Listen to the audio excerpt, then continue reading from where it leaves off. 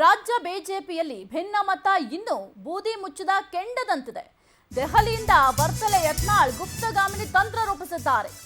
ರಾಜ್ಯ ಬಿಜೆಪಿಯಲ್ಲಿ ಭಿನ್ನಮತ ಇನ್ನೂ ಕೂಡ ಬೂದಿ ಮುಚ್ಚಿದ ಕೆಂಡದಂತಿದೆ. ದೆಹಲಿಯಿಂದ ಬರ್ತಲೆ ಯತ್ನಾಳ್ ಗುಪ್ತಗಾಮಿನಿ ತಂತ್ರವನ್ನ ರೂಪಿಸಿದ್ದಾರೆ.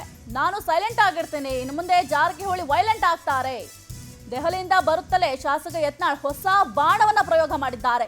ಇನ್ನು ಮುಂದೆ ನಾನು ಹೈಕಮಾಂಡ್ಗೆ ಗುಪ್ತ ಪತ್ರ ಬರಿತೀನಿ, ವಿಜಯೇಂದ್ರ ಸೇರಿ ಎಲ್ಲರ ಬಗ್ಗೆಯೂ ಕೂಡ ಗುಪ್ತ ಪತ್ರ ಬರಿತೀನಿ, ವಿಜಯೇಂದ್ರ ನಮ್ಮ ಟಾರ್ಗೆಟ್ ಅಲ್ಲ ಅಂತ ಶಾಸಕ ಯತ್ನಾಳ್ ಅವರು ಹೇಳಿಕೆ ಕೊಟ್ಟಿದ್ದಾರೆ.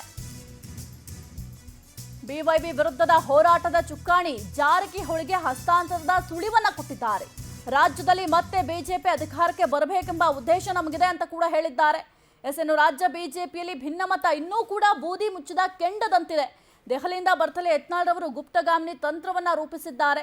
ನಾನಿನ್ನು ಮುಂದೆ ಸೈಲೆಂಟ್ ಆಗಿರ್ತೀನಿ, ನಾನು ಯಾವುದೇ ರೀತಿಯ ಹೇಳಿಕೆಗಳನ್ನ ಕೊಡಲ್ಲ, ಏನು ಕೂಡ ಮಾತನಾಡಲ್ಲ, ಇನ್ನು ಮುಂದೆ ಏನಿದ್ರು ಜಾರಕಿಹೊಳಿ ವೈಲೆಂಟ್ ಆಗ್ತಾರೆ ಅಂತ ದೆಹಲಿಯಿಂದ ಬರ್ತಲೇ ಶಾಸಕ ಯತ್ನಾಳ್ ಹೊಸ ಬಾಣವನ್ನ ಪ್ರಯೋಗ ಮಾಡಿದ್ದಾರೆ. ನಮ್ಮ ನಾಯಕರ ವಿರುದ್ಧ ಗುಪ್ತ ಪತ್ರಗಳನ್ನು ಬರೀತೀವಿ, ಎಲ್ಲರ ಬಗ್ಗೆ ಬರೀತೀವಿ ಸರ್. ಒಟ್ಟು ವಿಜೇಂದ್ರ ಅವರು ನಿಮ್ಮ ಹೋರಾಟ ಸರ್. ರಾಜ್ಯಾಧ್ಯಕ್ಷರ ಬಗ್ಗೆ ನಮ್ಮ ಟಾರ್ಗೆಟ್ ವಿಜೇಂದ್ರ ಅಲ್ರಿ, ನಮ್ಮ ಟಾರ್ಗೆಟು ಭಾರತೀಯ ಜನತಾ ಪಾರ್ಟಿ ಮುಂದಿನ ಸಲ ಸರ್ಕಾರ ಮಾಡಬೇಕು ಅನ್ನೋ ಟಾರ್ಗೆಟ್.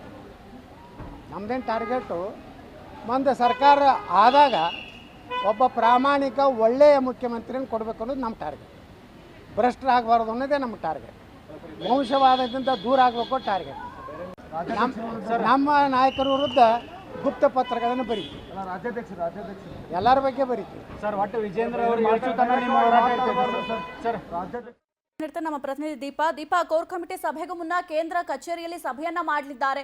ಯಾವೆಲ್ಲ ವಿಚಾರಗಳ ಬಗ್ಗೆ ಈ ಕೇಂದ್ರ ಕಚೇರಿಯಲ್ಲಿ ತೀರ್ಮಾನವನ್ನ ಮಾಡ್ತಾರೆ, ಹಾಗೆ ಇದರ ಜೊತೆಗೆ ಚರ್ಚೆಯನ್ನ ಮಾಡ್ತಾರೆ. ಇದರ ಜೊತೆಗೆ ದೆಹಲಿಯಿಂದ ಬರ್ತಲೇ ಶಾಸಕ ಯತ್ನಾಳ್ ಹೊಸ ಬಾಣವನ್ನ ಪ್ರಯೋಗ ಮಾಡಿದ್ದಾರೆ. ಬಿಜೆಪಿಯಲ್ಲಿ ಸದ್ಯಕ್ಕೆ ಏನ್ ನಡೀತಾ ಇದೆ?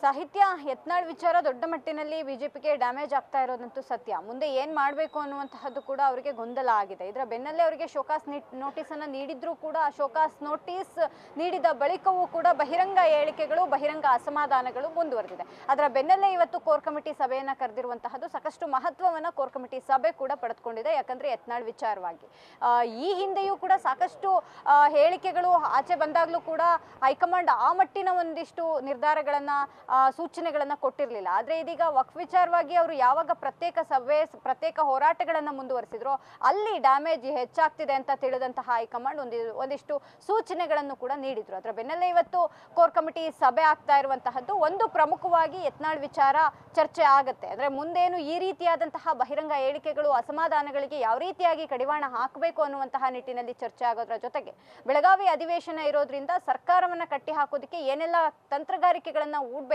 ತಂತ್ರಗಾರಿಕೆಗಳ ಮೂಲಕ. ಯಾಕಂದ್ರೆ 3 ಪ್ರಮುಖ ವಿಚಾರಗಳಿವೆ, ಮೂಡಾ, ವಕ್ಫ್ ಮತ್ತೆ ವಾಲ್ಮೀಕಿ ವಿಚಾರ. ಇದರ ಜೊತೆಗೆ ಮುಂಬರುವಂತಹ ಆ ಒಂದು ಸೆಷನ್ ಅಲ್ಲಿ ಯಾವ ರೀತಿಯಾಗಿ ಒಂದು ರೀತಿಯಾದಂತಹ ಸರ್ಕಾರವನ್ನ ಕಟ್ಟಿ ಹಾಕಬೇಕು, ತಿರುಗೇಟನ್ನ ನೀಡಬೇಕು ಅನ್ನುವಂತಹ ನಿಟ್ಟಿನಲ್ಲೂ ಕೂಡ ಇವತ್ತಿನ ಕೋರ್ ಕಮಿಟಿ ಸಭೆಯಲ್ಲಿ ಚರ್ಚೆ ಆಗಲಿದೆ. ಸಾಹಿತ್ಯ. ಓಕೆ, ಥ್ಯಾಂಕ್ ಯು ದೀಪಾ ನಿಮ್ಮೆಲ್ಲ ಮಾಹಿತಿಗಾಗಿ.